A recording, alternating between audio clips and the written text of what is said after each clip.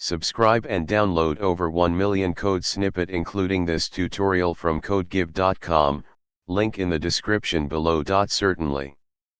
Converting a string to an integer in Python is a common operation, and Python provides a built-in function called int, for this purpose. Here's a tutorial with code examples to help you understand how to convert a string to an integer in Python. The int function in Python can be used to convert a string to an integer. It takes a string as an argument and returns its integer representation. Output.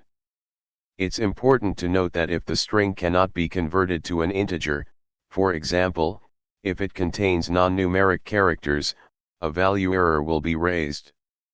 Output. The int function also allows specifying the base, or radix, for the conversion.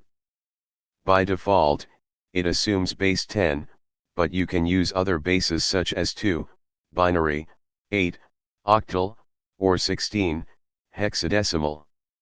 Output. Converting a string to an integer in Python is a straightforward process using the int function. Make sure to handle potential value error exceptions, especially when dealing with user input or external data. Feel free to experiment with different string representations and bases to get a better understanding of the int function's versatility. ChatGPT